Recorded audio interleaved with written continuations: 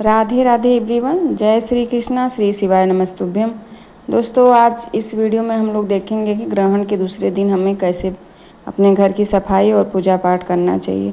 तो यहाँ सबसे पहले 3:30 पौने 4 का टाइम हो रहा है। मैं उठ गई हूँ। सुबह जितना जल्दी हो सके उस समय उठना है और इसके बाद पहले हमें घर की साफ़ सफाई कर लेना। इसके बाद ही हमें जल और चाय और जो भी हम सुबह में पीते हैं उसको पीना चाहिए। तो सबसे पहले घर में गंगा जल का छिड़काव करें, झाड़ू पोछा करें और मेन गेट पे पानी का छिड़काव करें। ये सारा काम करने के बाद ही हमें कोई भी और भगवान को जगाना उगाना, जो बिना नहाए धोए कुछ भी नहीं करना है। तो सबसे पहले मैंने यहाँ मेन गेट को साफ़ कर लिया है, थोड़ा सा बाल्टी में पानी गिरा के और इसको झाड़ू लगा के सब धुल दिया है। घर के बाहर जो मेन गेट होता है उसके बाहर पहले मैंने साफ़ सफाई कर दी है। और मैं इस वीडियो में आप लोग को दिखा रही हूँ कि ग्रहण के दूसरे दिन मैंने मेरी सुबह की दिनचर्या क्या थी और कैसे किया मैंने लड्डू गोपाल की और भगवान शिव की पूजा। तो यहाँ पे साफ़ सफाई हो चुका है। इसके बाद मैं अंदर चली जाऊँगी और वहाँ पे पहले झाड़ू लगा लूँगी। फिर इसके बाद दोस्तों मैंने पोछा लगा लिया है अपने रूम में। पहले शुरुआत हम पूजा घर से करते हैं, कोई भी काम तो पहले पूजा के घर में झाड़ू लगा लेंगे, फिर इसके बाद हम पोछा लगा लेंगे। तो बिना झाड़ू पोछा और गंगा जल के छिड़काव को हमको मतलब यदि बच्चे जाने वाले हैं तो इसीलिए स्कूल जाने में थोड़ा जल्दी उठना चाहिए और अपना पहले काम झाड़ू पोछा स्नान करके ही किचन में जाना चाहिए।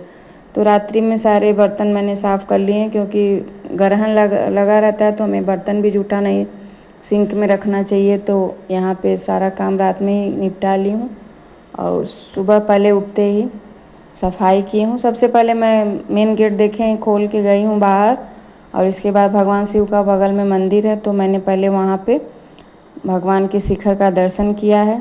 और मंदिर मेरे घर के सामने ही है तो बराबर हम लोग को शिखर का दर्शन हो जाता है।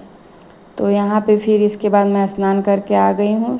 इस समय टाइम हो रहा है 4:45 और स्नान करने के बाद मैंने पहले लड्डू गोपाल को जगाया, क्योंकि बेचारे 1 बजे से ही उनको सूतक लग गया और वो सोए हैं। भगवान का पट सब बंद था और उनके लिए भोग रख दिया गया था।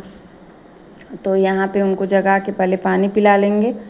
फिर इसके बाद सूतक मतलब माना जाता है कि सूतक ही जैसे लगता है उसी हिसाब से हमें घर की सफाई करना चाहिए। तो घर की सफाई के साथ साथ हमें मंदिर की भी सफाई बहुत अच्छे से कर लेनी चाहिए। जो भी भगवान के टेबल पे या मंदिर में जो भी कपड़ा बिछा रहता है उसको पहले हटा लेना है। तो दोस्तों मैं भी जो भी 2 टेबल पे भगवान लोग को बैठाई हूँ तो उसका सबसे पहले हमें कपड़ा चेंज कर लेना। तो यहाँ पे पहले लक्ष्मी और गणेश का कपड़ा निकाल के उनको स्नान करवा लेंगे, क्योंकि सारी चीज़ अशुद्ध हो जाती है तो हमें सारा चीज़ शुद्ध करना रहता है। तो जनेऊ भी यदि है तो बदल दीजिए, नहीं है तो गंगा जल छिड़काव करके पहना दीजिए गणपति जी को। तो यहाँ पे मैंने सारा कपड़ा चेंज कर दिया टेबल का। भगवान लोग को पोंछ के सूखे तौलिए से थोड़ा सा पानी लगा के सारी तस्वीर या फ़ोटो जो भी आप घर में रखें उसको साफ़ कर लेंगे। इसके बाद लक्ष्मी गणेश को स्नान करा के शुद्ध स्वच्छ वस्त्र धारण करा देंगे।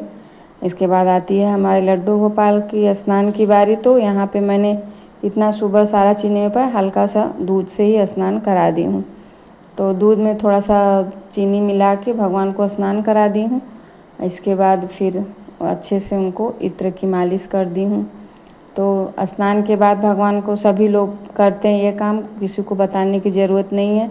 जो लोग भी लड्डू गोपाल रखे हैं वो सारे लोग यही करते हैं कि स्नान के बाद अपने गोपाल जी को हमें पहले इत्र से मालिश ज़रूर करना चाहिए। तो इसके बाद ही उनको वस्त्र धारण करना चाहिए। तो यहाँ पे मैंने उनको पहना दिया है कॉटन की ड्रेस। तो मतलब गर्मी भी तो बहुत ज़्यादा है और भगवान मेरे यहाँ पे तैयार होके बैठ गए हैं। तो इसके बाद दोस्तों वही प्रक्रिया हर रोज़ की, जिसे डेली पूजा होती है, दैनिक पूजा, वैसे ही भगवान को हम स्नान करा लेंगे, वस्त्र चढ़ा देंगे, फूल माला चढ़ा देंगे। सारी ये तो आप लोग जानते हैं, लेकिन पूजा सर्वप्रथम यही नियम है कि पूजा शुरू करने से पहले हमें दीपक जलाना चाहिए। तो सबसे पहले दीप धूप जला के रख के इसके बाद भगवान का मतलब पूजा पाठ श्रृंगार जो भी करना है वो करिए। तो सब लोग को मैंने फूल पत्ती और जिसका जो चीज़ है, गणेश जी का दूबा, कृष्ण कन्हैया का तुलसी पत्र और भगवान शिव का बेलपत्र, ये तीनों लोग का अपना अपना है। तो सबको जो चीज़ पसंद है वही चीज़ चढ़ा के इसके बाद फिर सबको भोग लगा देंगे जो भी आपके घर में है।